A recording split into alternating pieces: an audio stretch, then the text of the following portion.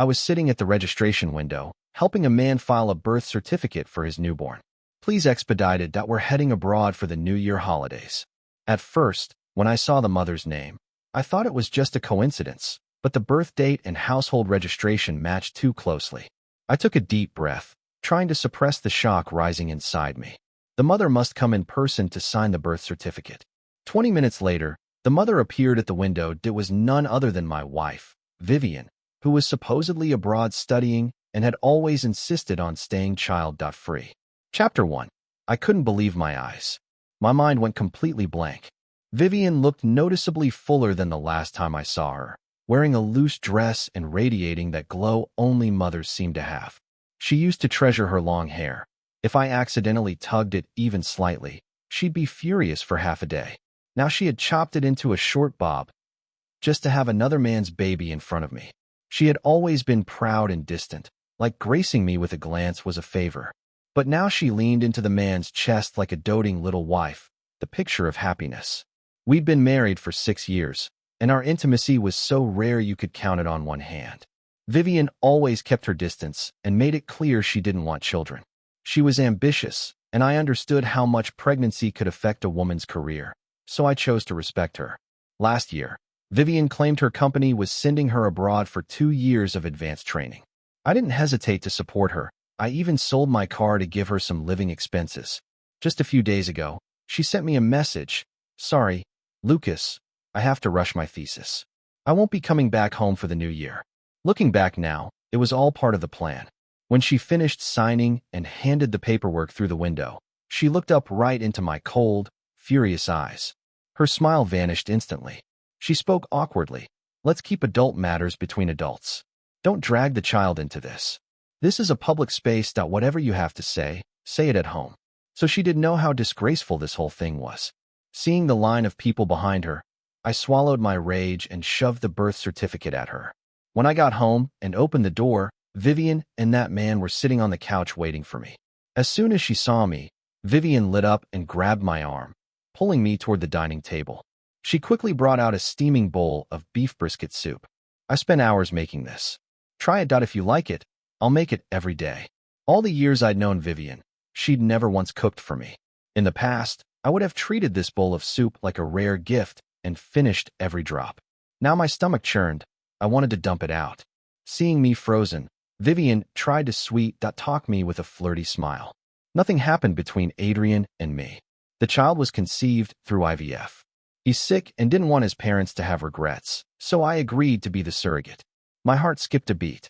Adrian, that was Vivian's high school crush, the one she could never have. No wonder she broke her vow and chose to bear a child. She wanted to win over her dream guy. I looked over. Adrian sat calmly on the couch, his gaze flashing with a hint of provocation. My hands clenched into fists on instinct. Vivian leaned close to my ear and whispered coquettishly, "Just think that if you agree to be the godfather, you'll gain a son for free. Everyone wins." She really had it all figured out. Turns out Vivian never hated children. She just didn't want to have my child. Disgust surged through me. I shoved her head off my shoulder with force. She stumbled and immediately snapped, her face twisting with anger. "Lucas, I'm already apologizing humbly. What more do you want? Don't act like some poor victim. It's my body that you don't get to control my reproductive choices. I came clean because I respected you, but your reaction is seriously disappointing." The living room fell silent. The air itself seemed frozen. Adrian hurried to steady Vivian, anxiously checking if she was hurt, then scolded me in a heated tone. "Some man you are, blowing up at your own wife like that. Pathetic." Vivian clung to him like a wounded bird, gazing up with teary affection. Even now, they couldn't resist putting on a show in front of me. Bang! I swept my arm across the table, sending the bowl of soup crashing to the floor in a cloud of steam. I sneered. "Oh, so you do know Vivian is my wife. Then tell me, who the hell are you? Her boy toy? The home wrecker? Or the scumbag who used her as a surrogate?" Chapter 2. Adrian's face turned deathly pale. He clutched his mouth and started coughing violently. Seeing her beloved god tear-crushed coughing like that, Vivian couldn't take it. Without a word, she rushed to shield Adrian behind her and pointed at my nose, yelling, "Lucas, can you speak like a normal person? I chose to have Adrian's baby. Stop barking like a mad dog. And as if that wasn't enough, she added, didn't Buddha say that saving one life is more virtuous than building a 7-story pagoda? Aren't you afraid of going to hell for acting like this? Just to defend Adrian. The woman who didn't even believe in God suddenly invoked Buddha and even cursed me to hell. A bitter taste welled up in my throat. My wife had another man's child, and somehow I was the villain in Vivian's eyes. I should be endlessly grateful just for the chance to marry her, never asking for anything more. Backed by my love for her, she had long grown arrogant, spoiled, and entitled, always twisting things to make herself the victim. But when all was said and done, I had only myself to blame that I had been pitiful and foolish.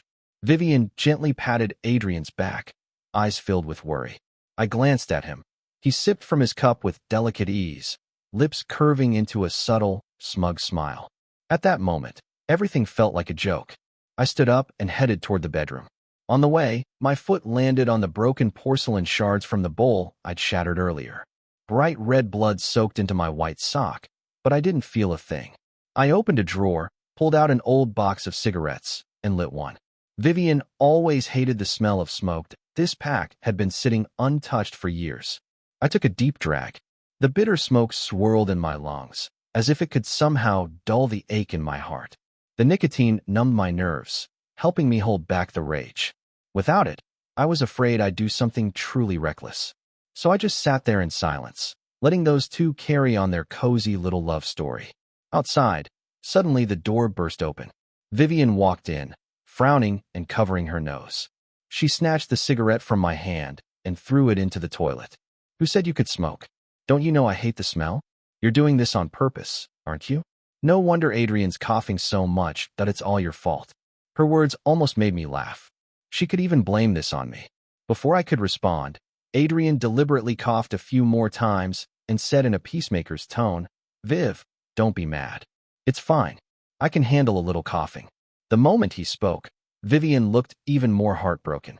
She rushed to open the windows and air the place out, then grabbed a bag from the couch, carefully poured out a few pills, and handed Adrian a glass of water to take them. That kind of tenderness, I'd never seen it from her, not once. A sharp pain shot up from my foot. I looked down and saw the wound was bleeding again. Limping slightly, I walked out, grabbed my car keys, and headed for the door to get stitches at the hospital. Just then, Vivian's voice rang out behind me, dripping with contempt. Lucas, stop acting like a drama queen. Adrian is actually sick, and you're here throwing jealous fits. Have some empathy. He's been taking care of me all year. What's wrong with me taking care of him now? My hand froze on the doorknob. I turned around and locked eyes with her. By that logic, I said coldly, I should be thanking him for knocking up my wife.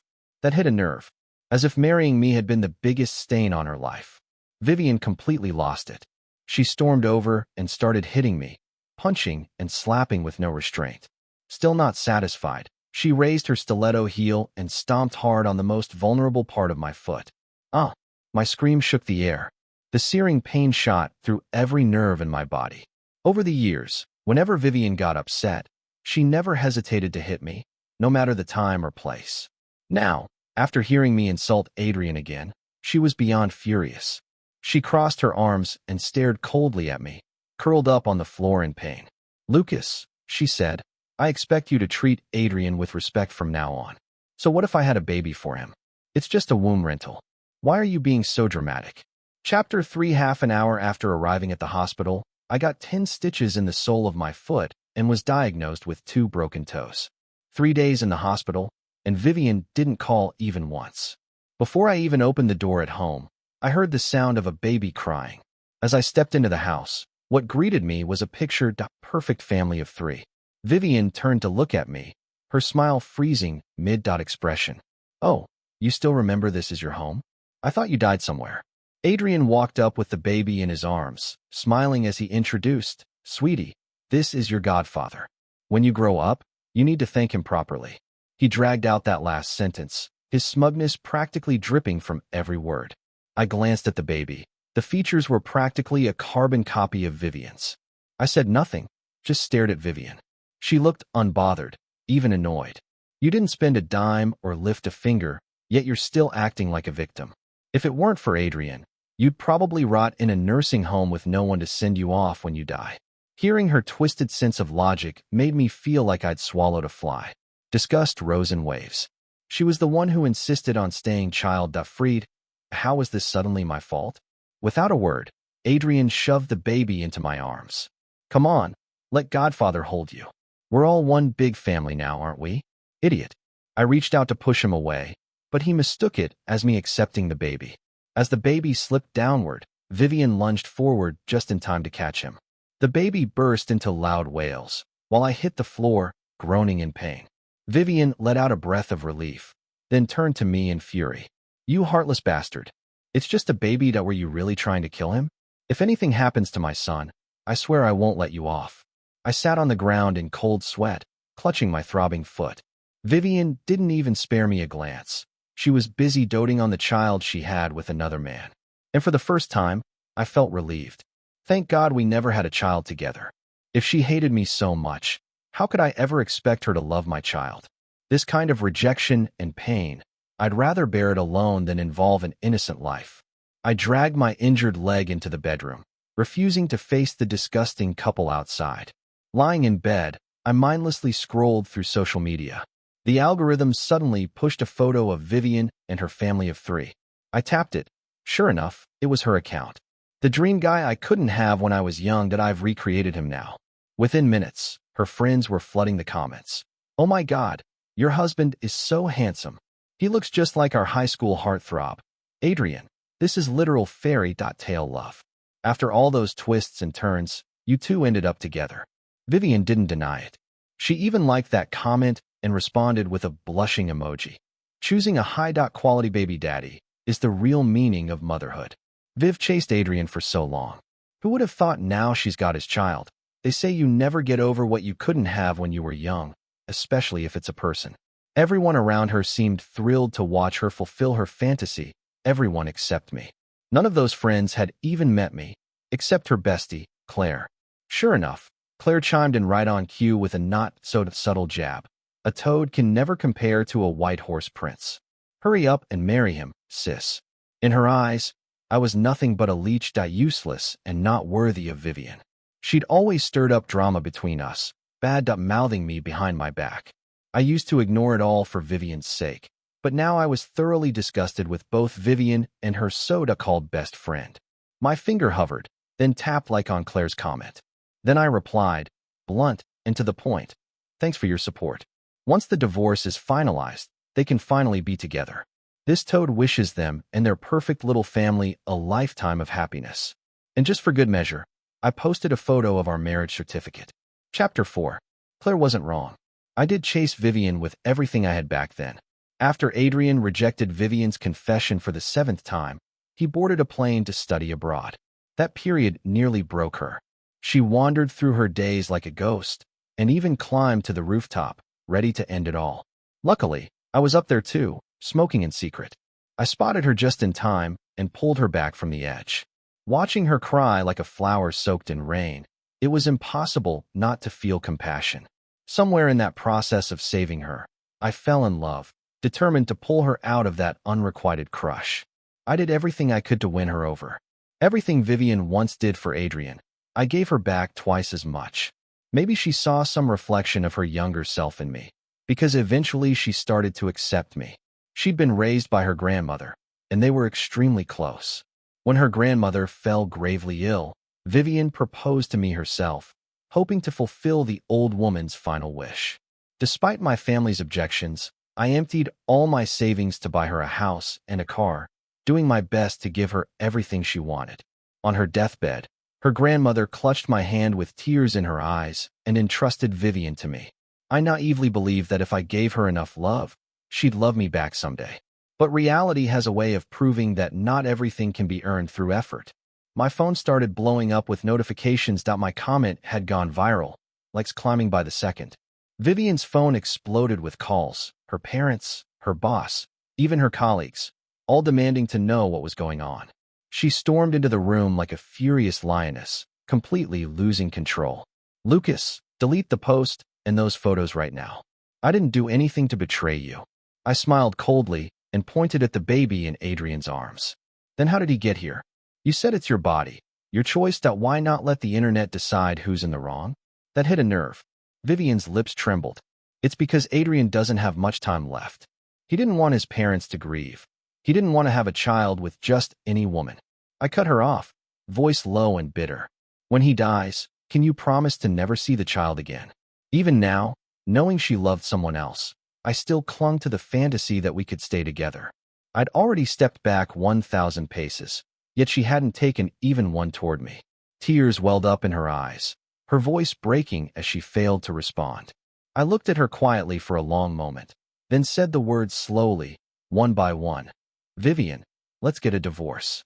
She had been drowning in sadness, but now her eyes turned bloodshot, and she glared at me in fury, her voice trembling with rage. Adrian is dying. Can't you have a shred of sympathy?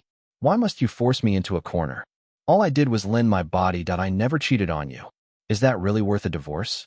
You call yourself a man. You're so petty it's pathetic. Even now, she still thought this was a small matter.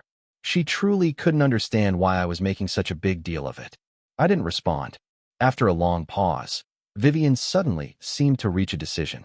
Her brows relaxed slightly, and she bit her lip as if gathering courage. If you really care that much about having a child, once I recover, I'll give you one too. That way, our kids can grow up together. I felt a crushing exhaustion. When I begged her countless times to start a family, she had always refused flat out, saying she wanted to stay child-free forever. But now, just to defend Adrian, she was willing to trade her womb for my silence. I gave a bitter smile. I don't want that anymore. Vivian snapped, screaming hysterically. I'm willing to sacrifice my body and have multiple kids for you, Lucas. Don't be so greedy. So having a child for another man made her a saint, but giving one to her husband was some kind of unbearable burden. Without hesitation, I told her, let's just end this peacefully. She scoffed through her nose, her tone turning cold and threatening. Find out, just don't come crawling back like a dog, begging for forgiveness. We'll see who ends up begging who. Chapter 5 Inches the end. Marriage left us with only two, the defendant and the plaintiff. It took me 6 years to realize I had lost this marriage completely and irrevocably. Back when we got married, I put the house under Vivian's name to give her a sense of security. I even added the cars. Never did I expect that one day in court, Vivian would cry crocodile tears and accuse me of domestic violence. She edited footage from our living room camera, cutting out everything except the moment I pushed her and she hit the shoe cabinet. She even kept the part where I accidentally nearly dropped the baby while facing away from the camera. Adrian, acting as a witness, straight up fabricated a narrative that painted me as a dangerous, abusive husband. Watching how smoothly they coordinated their lies in court, it was clear they had rehearsed it. I knew then I had walked into a trap. Everything had been orchestrated by Vivian just to make sure I walked away from the marriage with nothing. They plotted every step while I stood there blindsided, humiliated and helpless. After the divorce papers were finalized, I just wanted to go home, pack my things, and leave the cesspool behind. But as I was about to step out, I ran into Vivian and Adrian returning home, hand in hand. I chose to walk right past them, dragging my suitcase toward the door. Vivian suddenly slammed her hand on the suitcase and spat something that made my blood run cold. Open it. I need to check you didn't steal anything from me. Before I could even respond, she unzipped it herself and dumped everything onto the floor. Then a small wooden jewelry box slid out. It was my mother's heirloom, a jade bracelet she left behind. Vivian lunged forward and snatched it before I could react, shouting, "Isn't this the bracelet you gave me when we got married? Wow, Lucas, that you're still trying to steal from me? Disgusting. That bracelet was meant for my future daughter, Law, my mother's dying wish. Now that we were divorced, Vivian didn't deserve it." Seeing her greedy, entitled face, I raised my hand and slapped her hard. "That's my mother's keepsake. Give it back. You don't deserve to touch it, you vile woman. You can keep the house, the cars, that I don't care. But this, you will not take from me." Vivian held her cheek, eyes wide with disbelief. Then a venomous glint appeared in her eyes. Clutching the bracelet tightly, she let out a sinister laugh. "What's given is given. You don't get to take it back. If it's your mother's, then let her have it in the afterlife." And with that, she hurled the bracelet out the window. It traced a perfect arc before plunging from the 16th floor. A sharp, unmistakable sound of shattering echoed through the quiet complex. Vivian covered her mouth and let out a high-pitched, cackling laugh. Rage surged through my veins. I grabbed her wrist, unable to hold back anymore. "You psycho, do you really think I'm afraid of you?" Suddenly, a blinding pain exploded at the back of my head. Warm liquid soaked through my collar. The room spun violently. Adrian stood behind me, face twisted in a sneer, holding a fire extinguisher still stained with blood. "So much for a dying man," he hit like a weightlifter. "Adrian, you scared me to death." The look in his eyes that he was going to kill me. Vivian dove into Adrian's arms like a startled rabbit, faking tears and clinging to him as though she were the victim. I held my throbbing head, nausea rising in my throat, and collapsed onto the floor, gasping for breath. Adrian shook his head slowly, his gaze dripping with scorn. "What are you scared of? Guys like him nothing but bark and no bite. If he keeps pushing, I'll just smash his skull next time and let him reunite with his dead mommy." Their laughter rang in my ears, followed by the deafening slam of the door. Just before I passed out, I saw a slender figure rushing over. It was the new neighbor from next door. She knelt beside me, stopping the bleeding and dialing for an ambulance. "Don't fall asleep. The ambulance is almost here, just hang in there." Her voice was like music, gently pulling me back from the edge of death. After surgery, I stared at the medical bill in silence and had no choice but to call my older brother. His furious yelling exploded through the speaker. "You deserve it. That manipulative witch never loved you. You gave up the entire Chung group for her. I should have taken you to get your head checked." He wasn't wrong. I had brought this on myself. Back then, to accept Vivian's sudden marriage proposal, I canceled the family-arranged engagement and gave up my status as heir. My brother had tried to talk sense into me, even uncovering proof that Vivian was still in close contact with Adrian. But I, loved, drunk, and delusional, ignored it all, boasting that I'd make her fall in love with me. And now, beaten half to death, broke, and without even enough money for hospital bills. I get it now, big bro. From now on, I'll do whatever you say good. Then get back here, and your place as heir will be waiting. Chapter 6. I saw Vivian again 3 months later at a real estate sales center. She was clinging sweetly to Adrian's arm, whispering with him in front of a housing model display. When Vivian looked up and saw me, her face stiffened noticeably, and she quickly averted her gaze. Adrian noticed the shift in her demeanor and turned, locking eyes with me. Well, that couldn't hold your job at the certificate office, so now you're selling real estate? With that sharp tongue of yours, you'd starve to death as a salesperson. All bark, no charm. Funny, he used to look like he was dying. Now he looked healthier than ever, with a glow on his face and a bounce in his step. Vivian let out a fake little cough, then said in a condescending tone, "We're looking to upgrade to a bigger place. Got anything to recommend?" That made me laugh. I was just doing a routine inspection, and they mistook me for a sales agent. I let out a cold chuckle and couldn't be bothered to respond. I walked right past them, but Vivian grabbed the corner of my jacket. Her expression, "I was trying to be nice and let you earn a commission. Don't be so ungrateful. All your cards got canceled, remember? Don't be stupid about money." I had canceled those cards because she'd linked them to her shopping accounts. Watching those endless luxury purchases ping my phone while I worked my ass off was infuriating.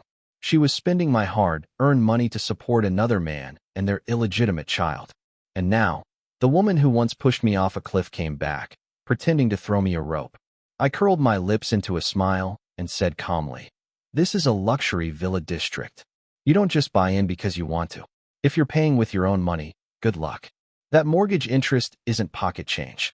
Adrian didn't have a job due to his so-called illness. Vivian was covering all their expenses, living off her obsession. He got free meals, free rent, and even a son handed to him on a silver platter. My words cut to the heart of it, mocking him for being a freeloading parasite. His face darkened instantly, storm clouds gathering in his eyes. Vivian stiffened, then erupted with hostility. "Who do you think you are, looking down on people like that? Don't project your failures onto us. I will be buying this house. Adrian needs a place with lots of greenery and good air. It's for his health."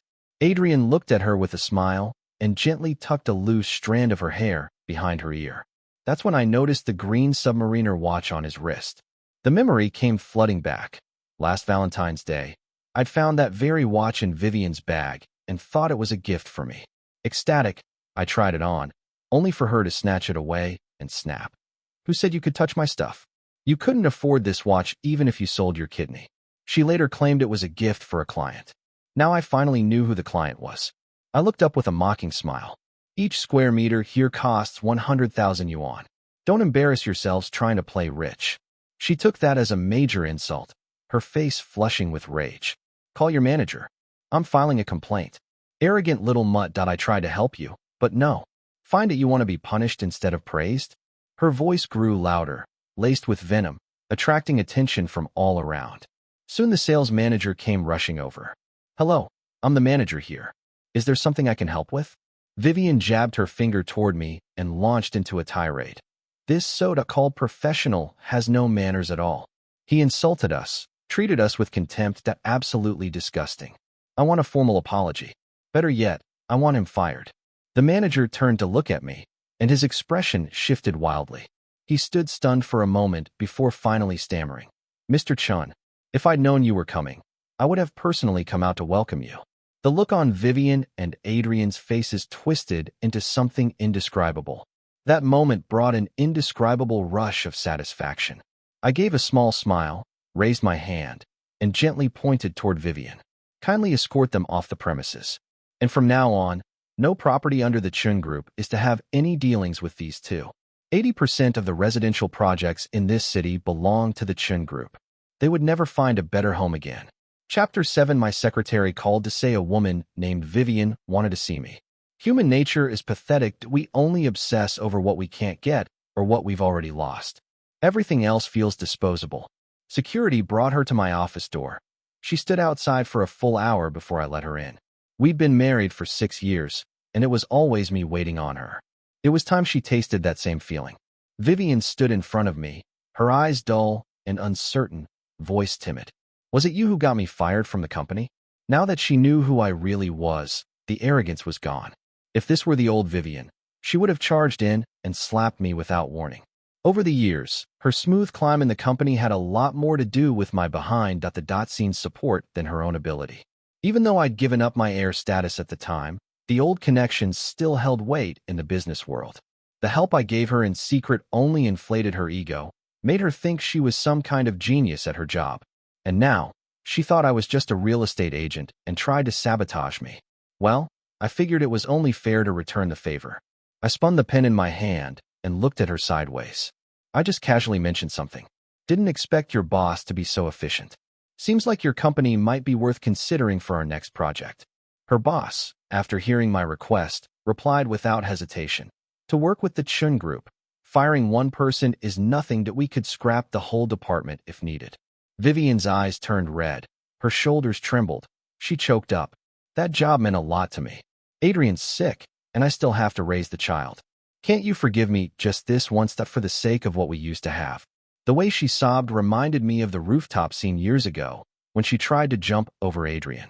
Even when her grandmother passed away, she hadn't cried like this.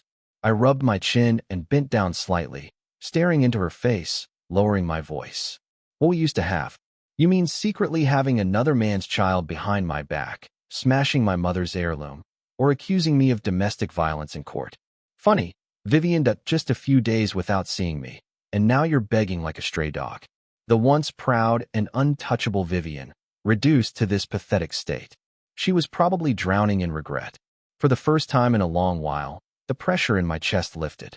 It was like karma had finally come full circle. Vivian stood frozen, fury in her eyes but too afraid to speak. Now she was like a toothless wolf. No matter how hard she snapped, she couldn't hurt anyone anymore. Suddenly, she let out a strange, hysterical laugh.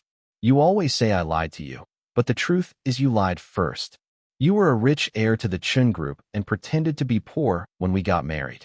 You never trusted me. I didn't bother explaining that there was no point anymore. Instead, I turned, pulled a stack of photos from a cabinet, and tossed them in front of her. You think Adrian didn't lie to you? Open your eyes and take a good look. The photos showed Adrian partying in a gay bar overseas, engaging in things that couldn't be unseen. I'd hired a private investigator recently, and what he found turned out to be a bonus surprise. Adrian didn't even like women. But because his family insisted on continuing the bloodline, He chose Vivian as the vessel. He played the long game, used guilt and fake illness to make her willingly offer up her womb. Once everything was in place, he planned to fake his death and return abroad to live happily ever after with his boyfriend. I hit play on a recording. Adrian's voice came through clearly, talking to his lover. To have a kid, I have to pretend to be affectionate with that woman. It's so disgusting. You don't know how many times I've thrown up in the bathroom after kissing her. I have to brush my teeth over and over. In a few days, I'll trick her into giving me more money for a fake surgery. I'll use it to buy you those limited edition sneakers. Vivian collapsed to the floor, eyes wide and hollow. She looked like a shell, an empty body robbed of its soul. The man she had loved for years had been lying to her the entire time. Chapter 8. Once I cut ties with all the toxicity, my life began to change for the better. I started clocking in at work on time every day and resumed my evening finance courses. I'd wasted too many years in a daze that now, when it came to operations and decision-making, my brain could hardly keep up. To prepare me for succession, my older brother began assigning me all kinds of tasks. Suddenly, a cup of coffee appeared in front of me. I looked up and met Rebecca's worried gaze. Marcel Chan, your brain just got stitched up. If you push yourself like this again, what if it tears open? Funny how fate works. My neighbor who saved me that night turned out to be none other than the CFO of Chan Group. The moment she brought me a monthly financial report to sign, we instantly recognized each other. Some things are just meant to be. Rebecca had been headhunted by my brother with a generous offer. Not long after joining, she exposed several corrupt employees in the company. To outsiders, she was the definition of icy competence. Decisive, no nonsense. Even my brother respected her deeply.